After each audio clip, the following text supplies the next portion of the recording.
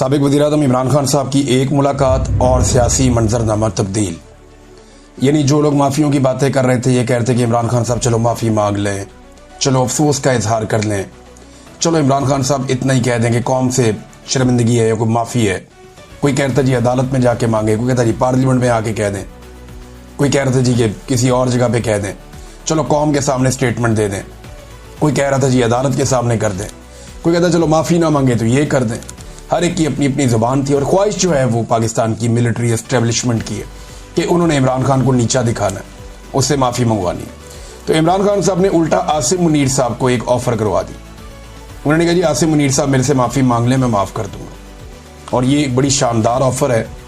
अगर आसिम मुनीर साहब को ये कहकर डराया जा रहा है सियासतदानों की जानिब से कि इमरान खान बाहर आ गया तो आपको नहीं छोड़ेगा, आपके साथ ये कर देगा वो कर देगा, अगर वो खौफजदा हैं और परेशान हैं तो इमरान खान साहब ने क्योंकि अब ज़ुबान दी है तो वो इससे फ़ायदा उठा सकते हैं। और उन्होंने ये मसला इमरान खान साहब ने हल कर दिया कि मैं कुछ नहीं कहूँगा और मैं माफ़ कर दूँगा मुझसे अगर आसिम मुनीर साहब माफ़ी मांग लें तो। अब एक तरफ पूरा निज़ाम इमरान खान को बोल रहा है माफ़ी मांगो, और जेल में बैठा हुआ कैदी नंबर 804 कह रहा है कि माफ़ी मुझसे मांगो। इमरान खान साहब का जो ये ट्वीट है ना, ये बड़ा खौफनाक है। पहले ट्वीट में आपको पढ़ के सुनाता हूँ, अब जरा आपको आइडिया हो जाए कि मामला की इंटेंसिटी कहाँ पे है। देखिए, बहनें मिली लंबे अरसे के बाद, अलीमा खान साहबा और बाकी लोग जाकर मिले, पार्टी के लोग भी मिले। तो जैसे ही मिले वैसे ही जो इमरान खान साहब का ट्वीट है उसकी शिद्दत आपको बताएगी कि आज इमरान खान साहब कहाँ खड़े हैं। इमरान खान साहब ने ये 2 हिस्सों में उनका ट्वीट छपा है उनके अपने ऑफिशियल ट्विटर से। वो कहते हैं कि आसिम मुनीर, पहला लफ्ज ही आसिम मुनीर है। आसिम मुनीर में ताकत की बहुत भूख है, इसीलिए इसने बदतरीन आमरीत कायम कर रखी है। मुझसे माफ़ी का मुतालबा करने की बजाय आसिम मुनीर को मुझसे माफ़ी मांगनी चाहिए। 9 मई उसी ने करवाई जिसने सीसीटीवी फुटेज चुराई। इस वक्त 9 मई आसिम मुनीर की इंश्योरेंस पॉलिसी है। मुल्क में हाइब्रिड सिस्टम नहीं, आसिम मुनीर की डिक्टेटरशिप कायम है। इसीलिए ट्रंप ने शहबाज शरीफ की बजाय आसिम मुनीर को बुलाया है।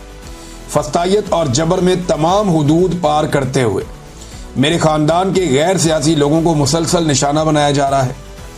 मेरे 2 भांजों शारेज और शेर शाह को भी अगवा कर दिया गया, हालांकि इनका सियासत से कोई ताल्लुक नहीं है। मेरा भांजा शारेज जो एक बेहतरीन एथलीट है, उसे भी उठा लिया गया। मुझे मुकम्मल तौर पर कैद तन्हाई में रखा गया है। 3 माह में मेरी महज 3 मुलाकातें करवाई गई हैं। मेरे वकला और अहले खाना तक से मुलाकातें कई माह से रोक दी जाती हैं। ये सब कुछ मुझ पर दबाव डालने के लिए किया जा रहा है। मेरे साथ 8 माह से बुशरा बेगम को भी कैद तन्हाई में रखा गया है। ऐसा सलूक औरतों के साथ पाकिस्तान की तारीख में कभी नहीं किया गया। याह्या खान ने भी ऐसा नहीं किया।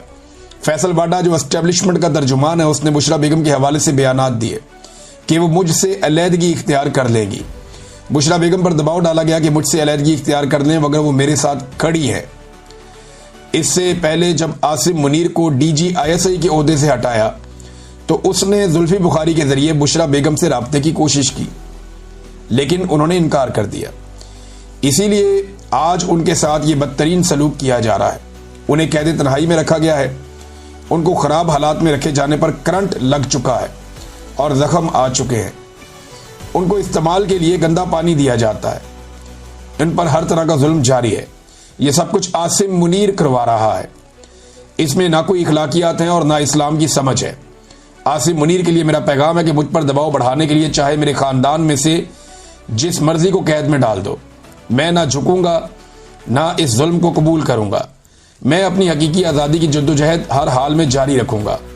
आसिम मुनीर पाकिस्तान के साथ वो कर रहा है जो मोहसिन नकवी ने क्रिकेट के साथ किया है। अदलिया तबाह, मीडिया खामोश और पुलिस से ऐसे काम करवाए जा रहे हैं जिससे वो क्रिमिनलाइज हो चुकी है। ऐसा तो याह्या खान के दौर में भी नहीं हुआ। पुलिस को तहरीक इंसाफ के लोगों के खिलाफ इस्तेमाल किया जा रहा है, जिसकी वजह से मुल्क में जराइम की शरह बढ़ गई है। मुल्क में बेरोजगारी उरूज पर है। SIFC से मईशत ठीक नहीं होती बल्कि अवाम के एतमाद और कानून की हुक्मरानी से ठीक होती है। इन चोरों को हम पर मुसल्लत कर दिया गया है जिनकी करप्शन और मनी लॉन्ड्रिंग के सबूत मुझे खुद ISI देती रही है। जो शख्स भी तहरीक इंसाफ छोड़ देता है उसके सारे केस माफ कर दिए जाते हैं। जब भी डिक्टेटरशिप आती है जजेस को साथ मिलाकर ही निज़ाम पर काबिज होती है।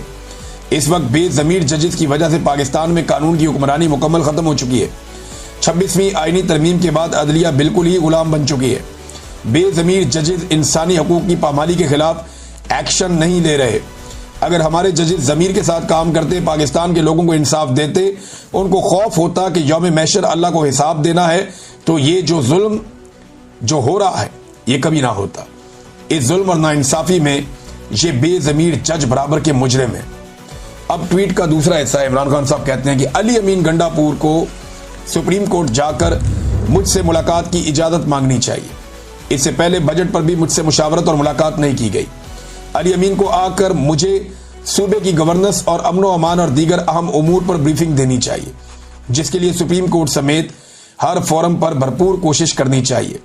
मैं दोबारा ताकीद करता हूं कि खैबर पख्तूनख्वा हुकूमत वफाक की जानिब से अपने ही शहरियों पर होने वाले मिलिट्री ऑपरेशन और ड्रोन हमलों के खिलाफ भरपूर स्टैंड ले। खैबर पख्तूनख्वा और कबायली इलाकों में हमारे दौर में अमन आ चुका था और हमारे दौर में कोई ड्रोन हमला नहीं हुआ।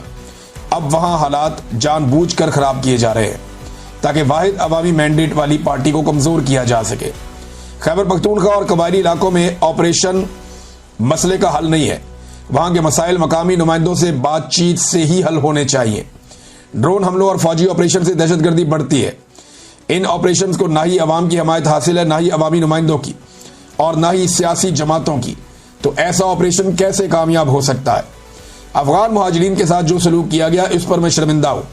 वो हमारे मुसलमान भाई यहां पनाह लिए हुए थे, उन्हें ऐसे धक्के मारकर मुल्क से निकालना इस्लामी रवायात और इंसानियत के खिलाफ है। फैसलाबाद की अदालत की जानिब से एक और झूठे केस में हमारे 75 मेंबरान और कारकुनान को दी गई सजाएं इस जुल्म के निज़ाम को मजीद नंगा कर रही हैं। हम सबको इस जुल्म के खिलाफ इकट्ठे खड़े होना है। जब हम मिलकर मुकाबला करेंगे तो फतह हमारा मुकद्दर बनेगी। मेरी राय में 9 मई केसेस में झूठे इल्ज़ामात पर दी गई सजाओं के जरिए खाली कराई गई सीटों पर ज़िमनी इंतखाबात में हिस्सा लेना इन झूठी सजाओं को जायज़ तस्लीम करने के मुतरादिफ होगा। इसलिए पार्टी इस मामले पर गौर करके हतमी फैसले के लिए कल दोबारा अपनी तजावीज़ मेरे पास ले आए। हमाद अजहर का हल्का मियाँ अजहर की वफात के बाद खाली हुआ है। इस सीट पर हम इलेक्शन लड़ेंगे।